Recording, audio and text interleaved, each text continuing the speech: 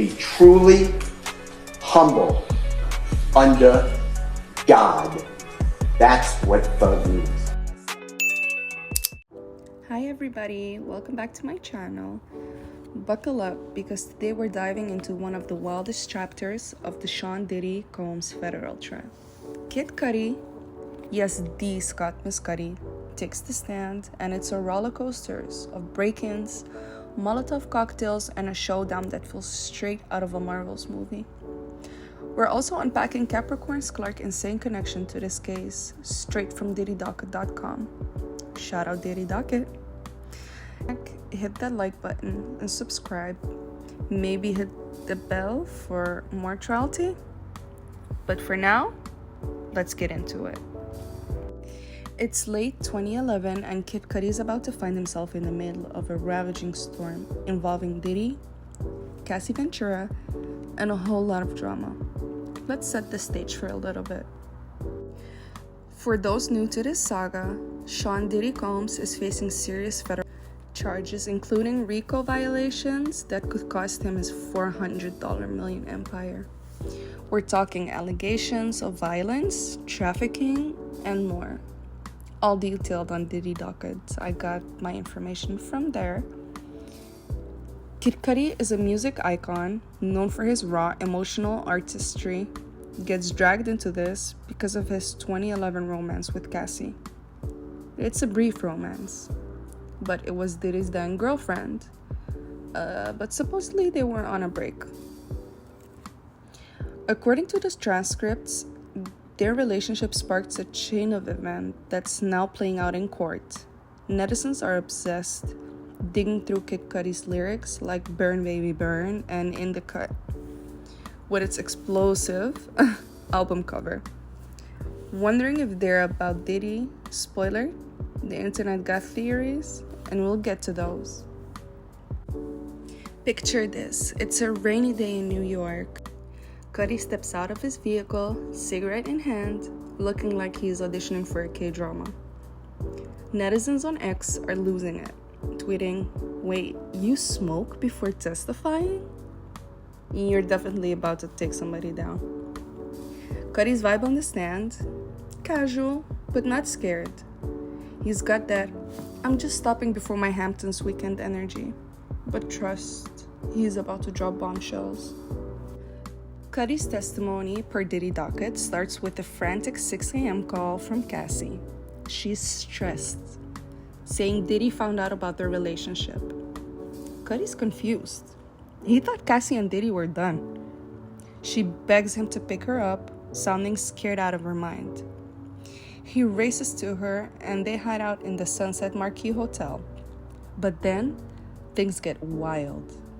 Capricorn Clark, Cassie's friend and Diddy's former assistant, now a big shot at Sean John, she calls them. She's in a car outside Cudi's house, whispering that Diddy and his crew are inside. Yes, you heard that right. Diddy allegedly broke into Kid Cudi's house.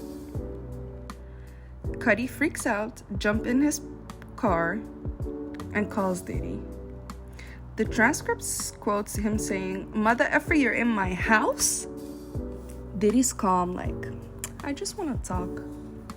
Cudi gets home, but there's no one there, and it's creepy.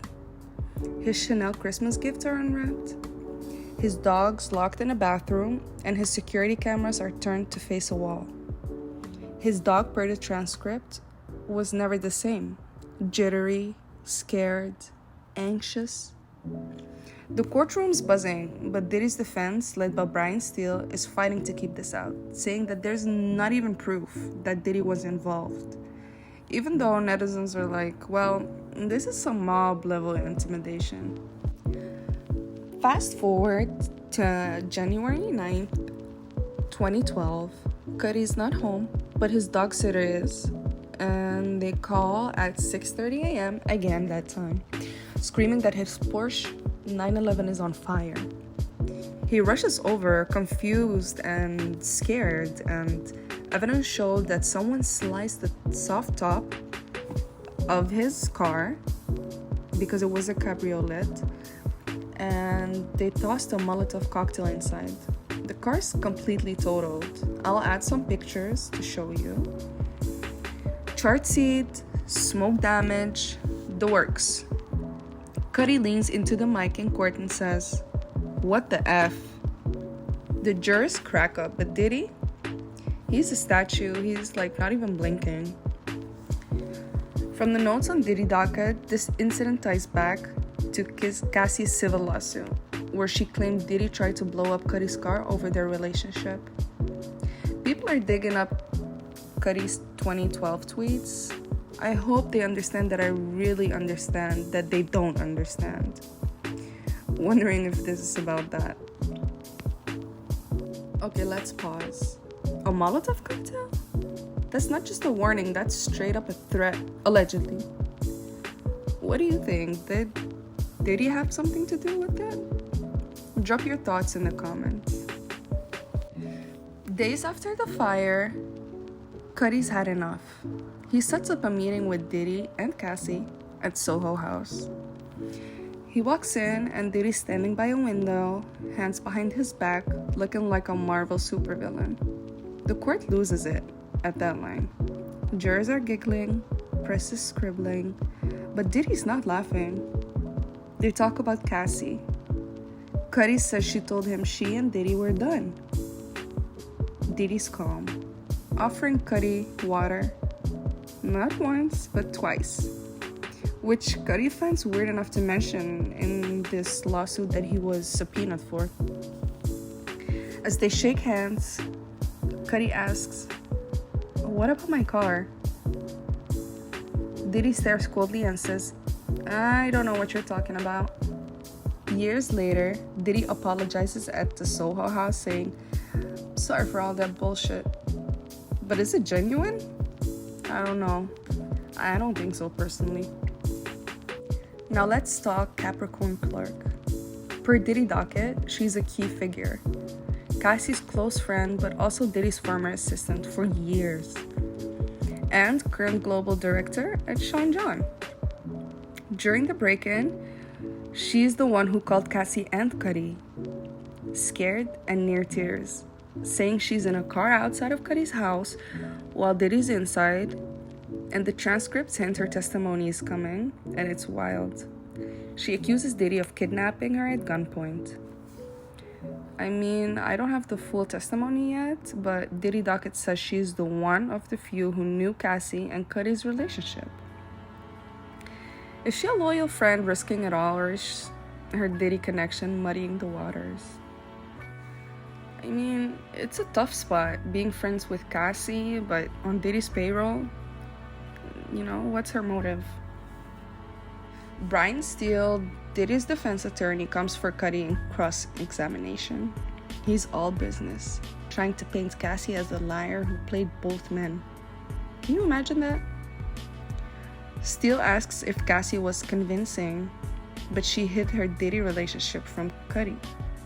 Cudi agrees, and Steele pushes, "She played you, right?" I mean, that's just brutal. I'm so sorry.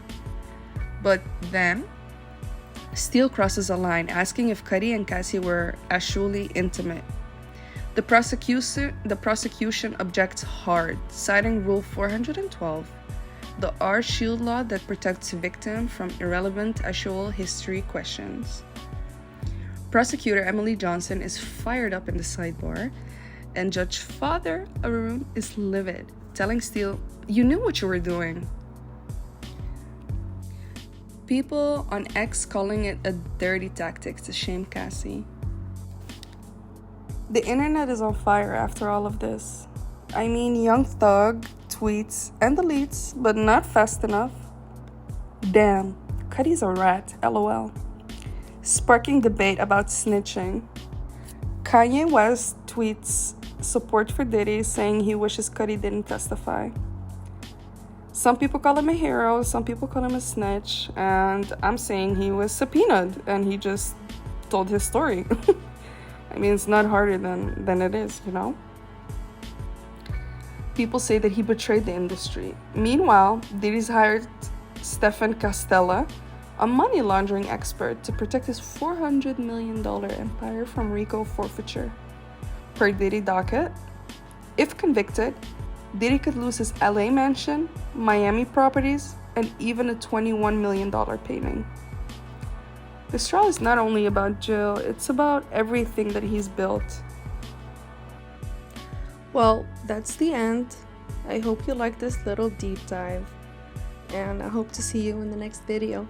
Bye! Be truly humble under God. That's what thug means.